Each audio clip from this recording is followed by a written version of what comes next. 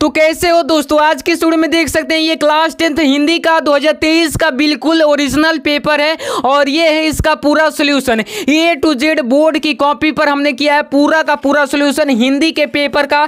और आज की वीडियो में आपको बताएंगे कि अपने बोर्ड परीक्षा में हिंदी की कॉपी कैसे लिखना है ताकि इस बच्चे की तरह ही आपको 70 में 69 नंबर दिए जाए। कि आप भले ही पढ़ने में कितना ही तेज क्यों ना हो, लेकिन अगर आपको कॉपी लिखने का तरीका नहीं मालूम होगा तो आप 70 में 69 नंबर कभी भी अचीव नहीं कर पाओगे। तो अगर आप कॉपी लिखने का तरीका अच्छे से जान जाते हो, अगर आप एग्जामिनर को इंप्रेस कर देते हो, तो आपको भर भर के नंबर देंगे, यानी कि 70 में 69 नंबर देकर जाएंगे। तो आज की वीडियो में पूरे अच्छे से बताएंगे कि आपको बोर्ड एग्जाम में कॉपी कैसे लिखना है ताकि आपके भी 70 में 69 नंबर आए मेरे तरह। तो चलिए बिना देर के वीडियो को स्टार्ट करते हैं। तो मेरा नाम है कृष्णा और आप देख रहे हो डिजिटल स्टडी वन, जो कि क्लास 10th की तैयारी 95% की गारंटी के साथ कराता है। तो चलिए शुरू करते हैं। तो देखिए ये है 2023 का आपका हिंदी का पेपर और यहाँ पर है इसका पूरा solution A to Z solution हमने बोर्ड की कॉपी पर कर रखा है।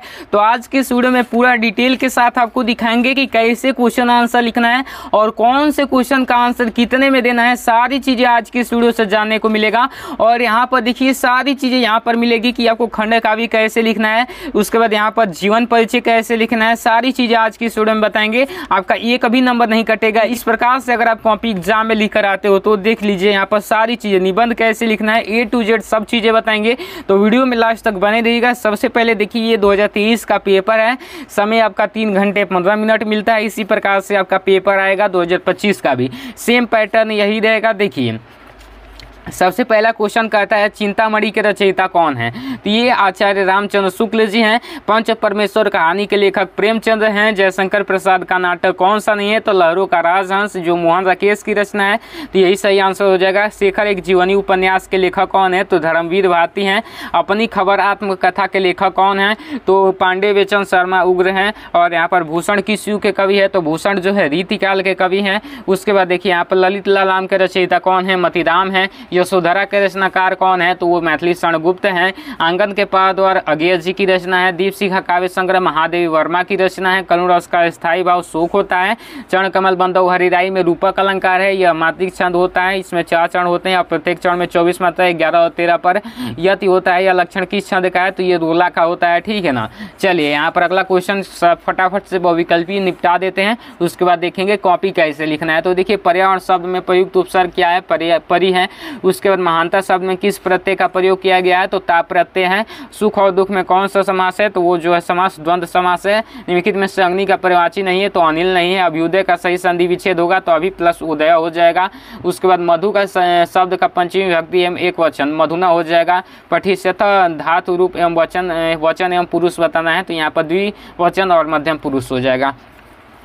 अब देखिए यहाँ पर आपका आता है खंड ब, जिसमें आपके वर्णनात्मक प्रश्न दिए गए हैं। तो इनका उत्तर आपको बोर्ड एग्जाम की कॉपी पर देना होता है। तो देखिए यहाँ पर कह रहा है कि इनके गद्यांशों में से किसी एक गद्यांश पर आधारित सभी प्रश्नों के उत्तर दीजिए। आपके 2 गद्यांश दिए गए हैं, एक ये और एक यहाँ पर। इनमें से किसी एक गद्यांश पर, मतलब गद्यांश को चूज करना है जो आपको आता हो और उससे रिलेटेड जो क्वेश्चन पूछे गए हैं उसका आंसर देना है। तो देखिए भाई सबसे पहला आपका गद्यांश दिया गया, अस्वार वही पास आया। ममता ने रुक रुक कर कहा मैं नहीं जानती वो संसार या साधारण मुगल।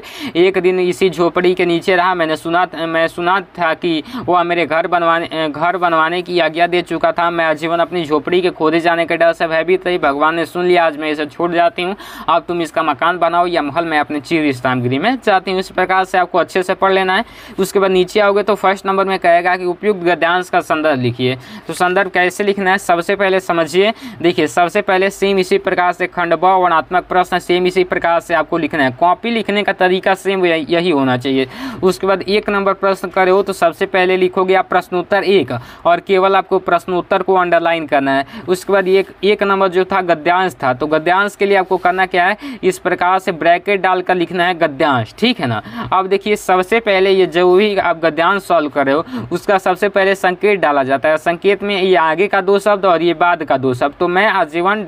जाती हूँ लिख देंगे इस प्रकार से। उसके बाद एक अंश की व्याख्या सेम इसी प्रकार से इसको बढ़ा चढ़ा कर लिख दोगे तो आपकी व्याख्या हो जाएगी। जैसे यहाँ पर लिखा गया कि जयशंकर प्रसाद जी कहते हैं कि ममता अपनी पूरी ज़िंदगी इस भय से भयभीत रही कि वह कहीं अपने घर से बेघर न हो जाए, लेकिन ईश्वर ने मेरी प्रार्थना सुन ली और मुझे जीवित रहते ही बेघर होने से बचा लिया। आज मैं इस घर को छोड़कर जा रही हूँ। अब तुम यहाँ पर मकान बनाओ अथवा महल, मुझे कोई चिंता नहीं, क्योंकि अब मैं अपने उस घर में जा रही हूँ जहाँ पर मुझे अनंत काल तक विश्राम प्राप्त होगा।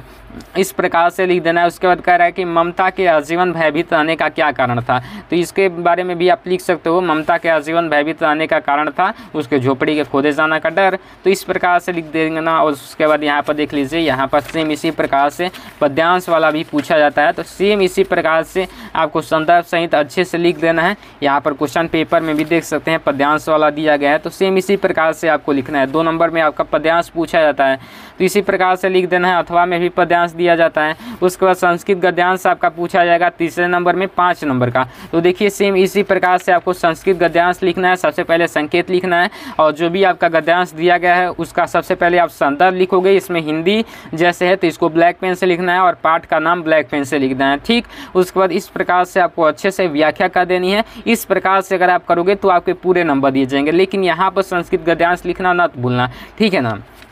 अब देखिए यहाँ पर अगला क्वेश्चन, यहाँ पर देखिए क्या कह रहा है। यहाँ पर देखिए 3 नंबर हो गया। 4 नंबर में कह रहा है दिए गए पद्यांशों पर किसी एक का संदर्भ सहित हिंदी में अनुवाद कीजिए, तो अगला पद्यांश आएगा संस्कृत पद्यांश, तो लिखेंगे प्रश्नोत्तर 4 और ब्रैकेट में संस्कृत पद्यांश और संकेत डाल देंगे। उसके बाद यहाँ पर संदर्भ लिख देंगे और अनुवाद लिख देंगे, आपका 5 नंबर इसका भी मिल जाएगा। उसके बाद आपका आता है खंड काव्य, तो खंड काव्य देख लीजिए आपके जिले के अनुसार लगता है, लेकिन आपको जो भी खंड काव्य लिखना हो सेम इसी प्रकार से आप लिखिएगा। सबसे पहले इस प्रकार से जो भी उसके रचयिता है उनको लिख देना है और इनमें कौन कौन पात्र है उनको लिख देना है, और जिन पात्र की विशेषता पूछी जाएगी उनका विशेषता यहाँ पर आप अच्छे से लिख दीजिएगा, हेडिंग वेज हेडिंग सेम इसी प्रकार से। उसके बाद देखिए यहाँ पर आपका आता है इसके बाद जीवन परिचय, ये देखिए यहाँ पर खंड काव्य समाप्त हो जाता है। उसके बाद आपका आता है 6 के क नंबर में जीवन परिचय, और इसमें लेखक आता है 5 नंबर में पूछा जाता है। तो देखिए यहाँ पर 3 दिया रहता है, तीनों में से किसी एक का लिखना होता है। तो सबसे पहले हम हेडिंग बनाएंगे प्रश्नोत्तर 6 के क और ब्रैकेट में लिखेंगे लेखक परिचय। और यहाँ पर जिस नंबर वाले भी कर रहे हैं, मान लीजिए कि हम 3 नंबर वाला कर रहे हैं, तो यहाँ पर हम 3 बनाकर लिखेंगे जयशंकर प्रसाद, और यहाँ पर जीवन परिचय लिखेंगे और इतना स्पेस छोड़कर यहाँ पर संक्षिप्त परिचय लिख देंगे, और इसमें नाम, जन्म, माता पिता, मृत्यु, रचना, ये 5 चीज़ें लिख देना। इस प्रकार से लिख कर आओगे तो जीवन परिचय के 5 नंबर पूरे मिल जाएंगे। बहुत सारे बच्चे लिख देते हैं केवल, लेकिन अगर ये नहीं लिखोगे तो 5 नंबर पूरे के पूरे नहीं दिए जाएंगे, 4 नंबर ही दिए जाएंगे। अगर ये चीज़ लिख दोगे तो आपके 5 पूरे मिल जाएंगे। और एक प्रकार की इनकी रचना भी एक लिख देना है, मतलब कि बहुत सारी रचनाएं होती है तो एक इनकी रचना लिख देनी है। जो भी रचना याद हो लिख दोगे 2 नंबर आपको मिल जाएंगे। यहाँ पर 3 नंबर इसके और 2 नंबर इसके, 5 नंबर मिल जाएंगे। उसके बाद यहाँ पर कवि का भी पूछा जाता है, तो सेम इसी प्रकार से आपको कवि का भी लिख देना है। 3 दिए रहता है, तीनों में से किसी एक का लिखना होता है। तो देखिए कवि का भी सेम इसी प्रकार से 4 दिया गया है, तो एक ये कर रहा है, तो यहाँ पर फर्स्ट वाला लिख कर इसी प्रकार से सेम लिख देना है कवि का जीवन परिचय।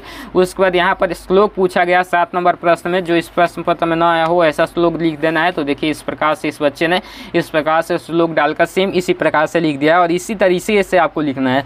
उसके बाद यहाँ पर देखिए प्रश्नों निम्नलिखित में से किन 2 प्रश्नों का उत्तर संस्कृत में देना है 4 नंबर का, तो इसी प्रकार से 2 कोई प्रश्न का उत्तर दे दीजिएगा अच्छे से, आपका 4 नंबर मिल जाएगा। उसके बाद यहाँ पर निबंध लिखने को आता है कितने नंबर का, 9 नंबर का, लेकिन अब 2025 में 7 नंबर का आएगा, 2024 से ही कर दिया गया है, तो 7 नंबर का ही निबंध आएगा।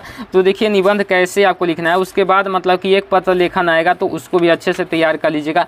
देख लीजिए निबंध इस प्रकार से हेडिंग बनाकर इस प्रकार से लिख देना। उसके बाद सबसे पहले रूपरेखा लिखना, उसके बाद प्रस्तावना लिखना अच्छे से। रूपरेखा में इसका जो भी हेडिंग बनाओगे आगे उसको ऐड किया जाता है। प्रस्तावना में इसका इंट्रोडक्शन दिया जाता है और इसको मध्य भाग बोलते हैं। इसमें आप इस चीज़ की विशेषता लिख सकते हो, इसके बारे में लिख सकते हो अच्छे से, और उसके बाद लास्ट में आपको पूरा अच्छे से लिख देना है। लिखने के बाद आपको लास्ट में क्या करना है, उपसंहार लिख देना है। उपसंहार यानी कि कंक्लूजन, पूरे निबंध का निचोड़ यहाँ पर डाल देना है कि आप क्या सोच रहे हो, भारत का सरकार क्या सोच रही है, समाज क्या सोच रहा है, इस चीज़ को आप यहाँ पर लिख दोगे, आपका निबंध कंप्लीट हो जाएगा। तो सेम इसी प्रकार से बोर्ड एग्जाम में कॉपी लिखनी है, और इस कॉपी का पूरा PDF चाहिए तो मेरे व्हाट्सएप चैनल और टेलीग्राम चैनल को जाकर ज्वाइन कर लीजिएगा। वहाँ पर इस पेपर का भी PDF मिल जाएगा, इस कॉपी का भी मिल जाएगा, तो जाकर देख लीजिएगा। जय हिंद, वंदे मातरम।